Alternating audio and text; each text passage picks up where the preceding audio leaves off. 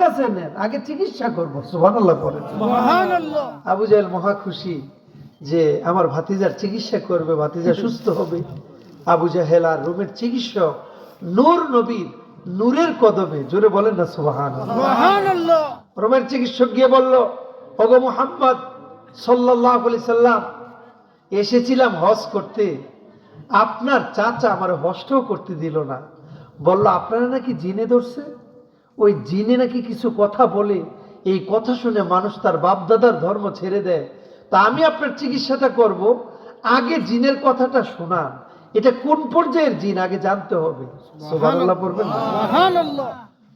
ও সিলেটের ভাইয়েরা, উসমানীনগরের ভাইয়েরা, ইব্রাহিমপুরের ভাইয়েরা, নূর নবীজি রোমের চিকিৎসকের কথাটা ফেলে দিলেন না।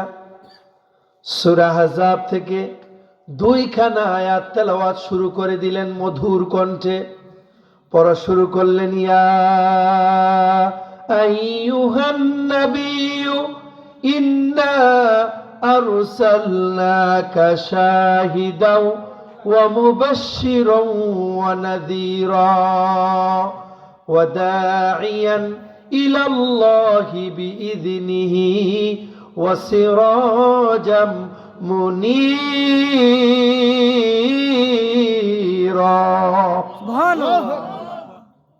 রোমের চিকিৎসক স্তব্ধ হয়ে গেল, ডাক দিয়ে বলল, গো মুহাম্মদ সাল্লাল্লাহু আলাইহি সাল্লাম, আপনি এটা কি পড়লেন? যখন পড়া শুরু করলেন আমার অন্তরটা নরম হওয়া শুরু করলো। আপনি আরেকবার পড়েন। সুবহানাল্লাহ। নবীজি আরেকবার পড়লেন। রোমের চিকিৎসক চোখের পানি ছেড়ে দিয়ে নবীজির চেহারায় আনোয়ারের দিকে তাকিয়ে বলল, ওগো নবী, গোটা দুনিয়ার মানুষের চিকিৎসা আমি করি, কিন্তু আমার অন্তরে যে কত জ্বালা, কত যন্ত্রণা, লজ্জায় কারো কাছে বলতে পারি না। কিন্তু আপনি যখন তেলাওয়াত শুরু করলেন আমি লক্ষ্য করলাম আমার অন্তরের জ্বালা, যন্ত্রণা, ডিপ্রেশন, হতাশা সবগুলো চলে গেল। আপনি আরেকবার পড়েন। সুবহানাল্লাহ। সুবহানাল্লাহ। আল্লাহর আখিরি নবী নূর নবীজি তিনবার পড়ার পর রোমের খ্রিস্টান ডাক্তার নবীজির চেহারার দিকে তাকায় একটা ডাক দিল। সহিহ হাদিস সাক্ষী, তিনি বলা শুরু করলেন, হাতি ইয়াদাক উবায়ুকা ইয়া রাসূলুল্লাহ। নবী গো, নূরের হাতটা একটু বাড়ায় দেন। নবীজি হাতটা বাড়ায় দিলেন। রোমের খ্রিস্টান ডাক্তার নবীজির নূরের হাতে হাত রেখে পড়ে নিল, লা ইলাহা ইল্লাল্লাহু মুহাম্মাদুর রাসূলুল্লাহ সাল্লাল্লাহু আলাইহি সাল্লাম।